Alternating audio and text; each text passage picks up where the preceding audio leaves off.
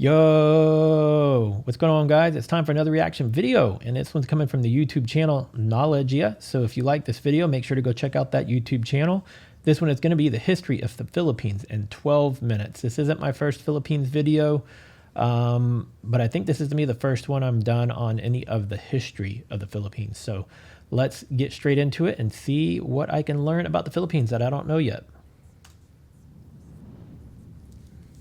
The history of what is today the Philippines started with the arrival of its first humans. It is believed they used rafts or boats around 60,000 years ago, with groups of diverse people settling in the archipelago. Some of these groups started to develop and expand into bigger settlements, and in the next thousands of years, they evolved into what some scholars believe to be considered early states. Austronesians and afterwards speakers of the Malayo-Polynesian languages began to arrive in successive waves beginning about 4000 BC. According to the existing evidence, a jade culture existed on these lands, starting with the Neolithic era. By 1000 BC, it is believed that the inhabitants of the archipelago had developed into 4 distinct kinds of people: tribal groups, warrior societies, the petty plutocracy, and the harbor civilizations. Also important to note is the fact that the metallurgy reached the archipelago due to trade with India. Around 300 to 700 AD, the seafaring people of the islands began to trade with the Indianized kingdoms in the Malay archipelago and the nearby East Asian principalities, adopting influences from both Buddhism and Hinduism. Some cultures of present-day Vietnam showed evidence of an extensive trade network. Artifacts and goods were traded, such as glass, agate, or gold. There were also other items present in the region which were most likely imported, including ear ornaments that have been found in archaeological sites in the Philippines, Thailand, and Taiwan. The Indian culture influenced the Southeast Asian region, starting with the 1st century. During the period of the South Indian Pallava dynasty and the North Indian Gupta Empire, Indian culture spread to Southeast Asia, and it reached the Philippines, which led to the establishment of new kingdoms largely influenced by the Indian culture and traditions. The date inscribed in the oldest Philippine document found so far, the Laguna copperplate inscription, is 900 AD. From the details of the document, written in Kawi script, the bearer of a debt, Namwaran, along with his children, is cleared of a debt by the ruler of Tondo. I didn't realize so much of the origins of the Philippines was actually from India. This is the earliest document that shows the use of mathematics in pre-colonial Philippine societies. A standard system of weights and measures is also demonstrated by the use of precise measurement for gold and other items, as well as in astronomy. From the various Sanskrit terms and titles seen in the document, the culture and society of the Manila Bay were that of Hindu Old Malay amalgamation, similar to the cultures of Java, Peninsular Malaysia, and Sumatra at the time. In the years leading up to 1000, there were already several maritime societies existing in the islands, but there was no unifying political state encompassing the entire Philippine archipelago. Instead, the region was divided into numerous semi-autonomous city-states under the rule of the plutocracy, while a number of states existed alongside the highland societies. These smaller structures alternated between being part of or being influenced by larger Asian empires like Maya Pahit. Around 1225, the nation of Mai, a Buddhist pre-Hispanic Philippine island state centered in Mindoro, flourished, attracting traders and shipping from the kingdom of Ryukyu to the Empire of Japan. Chao Jakua, a customs inspector in Fujian province, China, wrote the description of the barbarous peoples, describing trade with this pre-colonial state. Its people were noted for their honesty in trade. Much of what is now Indonesia was ruled by the Hindu Maya Pahit Empire. During the 1300s, this empire ruled over Luzon Island and the Sulu archipelago. As more and more influence was on these islands, skirmishes and battles also existed. Some local tribes were waging incessant guerrilla warfare against them. Eventually, The kingdoms of Luzon regained independence from Maya Pahit after the Battle of Manila 1365. Sulu also re-established independence, and in vengeance assaulted the Maya Pahit province of Brunei before a fleet from the capital drove them out. The start of the Islamic era in Indonesia set the collapse of the Maya Pahites as its provinces eventually seceded and became independent sultanates.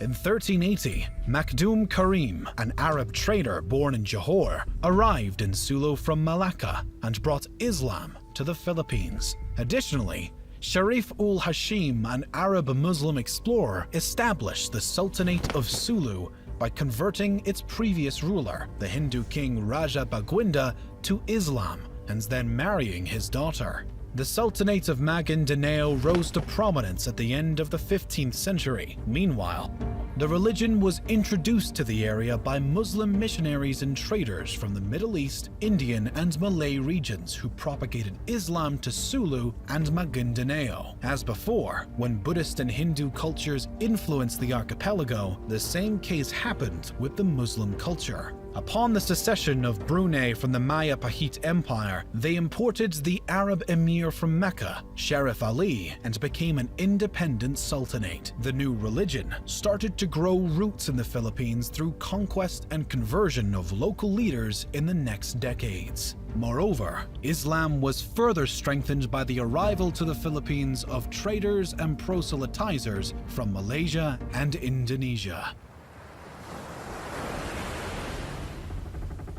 In 1521, the Spanish reached the archipelago through the expedition around the world led by Portuguese-born Spanish explorer Ferdinand Magellan.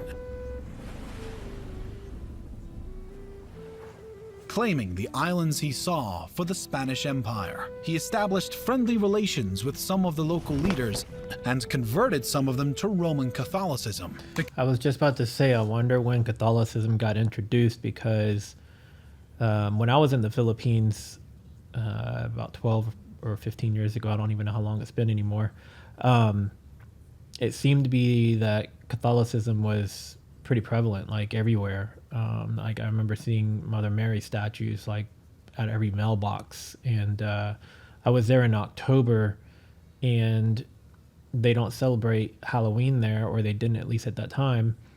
And the malls and all the public places were already decorated basically for Christmas. And when we were in the mall, they were even doing Bible hymns or Bible verses over the intercom to the public, Catholic Bible verses. So I was wondering, just, from its origins to where it is now, when it got introduced. And it appears that there's what they're about to jump into next is when Catholicism got introduced to the Philippines.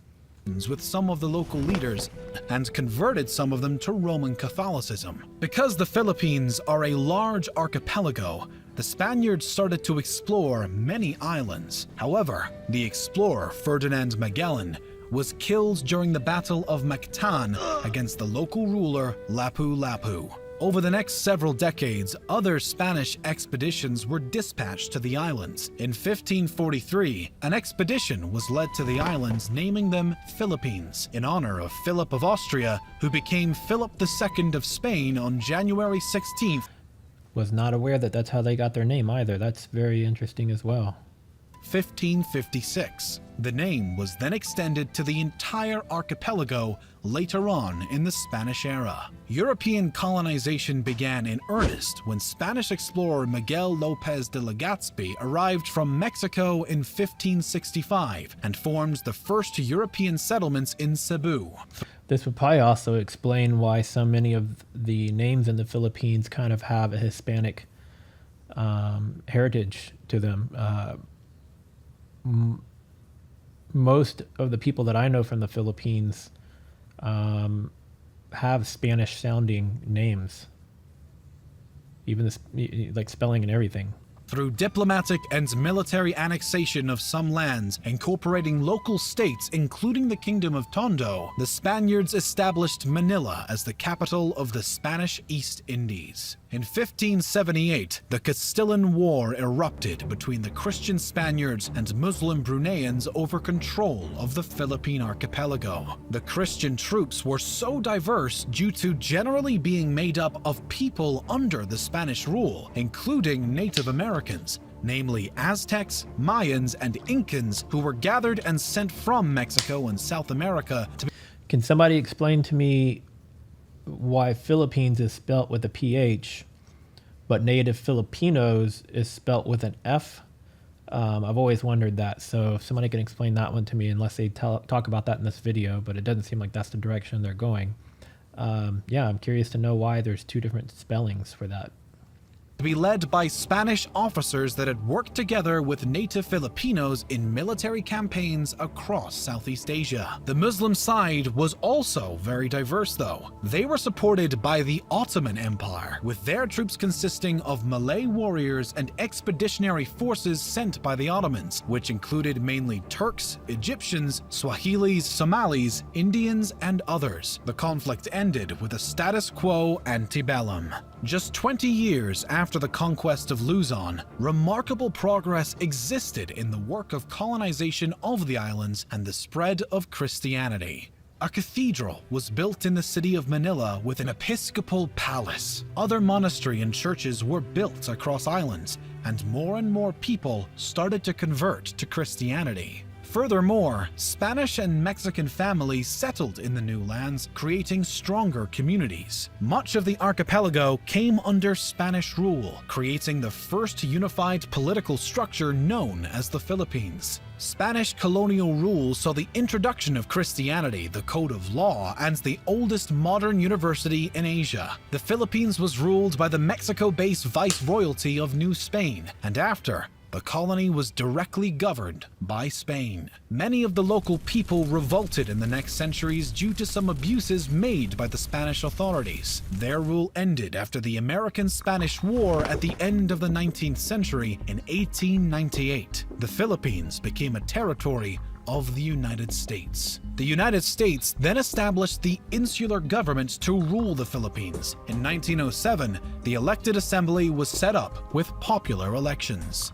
The U.S. promised independence in the Jones Act to the country, and the Philippine Commonwealth was established in 1935 as a 10-year interim step period to full independence. But before gaining total freedom, in 1942, during World War II, the Philippines was occupied by Japanese forces. By 1945, the U.S. liberated the Philippines, and the Treaty of Manila in 1946 established an independent Philippine Republic. The period of their independence was marked by internal skirmishes and a smaller period of dictatorship, but also huge progress and development, with Manuel Roxas becoming the first president of the Independent Republic of the Philippines. The United States seceded its sovereignty over the Philippines on July 4, 1946, as scheduled. However, the Philippine economy remained highly dependent on United States markets. Roxas died suddenly of a heart attack in April 1948, and the Vice President Elpidio Quirino ruled the country until 1953. Some communist partisans existed in the islands, but were defeated in the 50s. Additionally, an important event happened in the middle of the 1960s. Ferdinand Marcos took power in 1965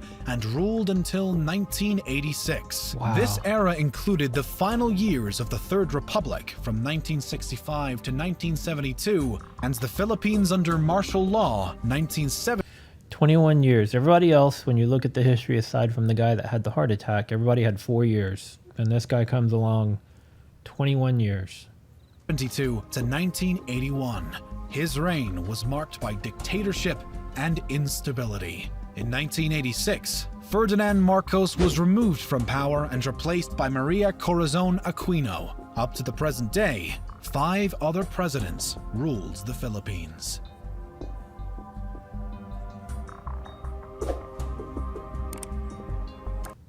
Very interesting, very good history lesson there. Explains some things that I've always wondered. on so many of the names having kind of a Spanish background. I was surprised when I was there that so much of the country was Catholic. I was actually raised Catholic myself. I don't really go to church that much these days, but if I have to identify with a religion, it would probably be Catholic still. Well, not probably, it would be. I would still consider myself Catholic. I just don't go to church very often. But I know for me going there, I just was kind of surprised by it because I was pretty ignorant of anything to do with the Philippines. I just didn't know. Like I was never exposed to it, didn't really know a lot about it. Assumed it was more of like an Asian culture, and it's more Spanish culture, but with some Asian influences, especially in the food. But the the country of the Philippines and the Filipino people are probably some of the kindest and hardest working people I've ever known. And I have a lot of Filipino friends here in the States, like a lot of them. So it's cool to get to learn more about the Philippines. But yeah, if anybody knows about why Philippines is spelt PH, but Filipino is spelt with an F, small detail, but I'm just curious to know why. If you're new here and you like this video, please subscribe. Please give it a thumbs up. Tell me in the comments if you're watching from the Philippines, or tell me from anywhere you're watching in the world. I'm always curious to see where my viewers are watching from and how you discovered me. So yeah, let's wrap it up here, and I'll see you guys in the next video. Later.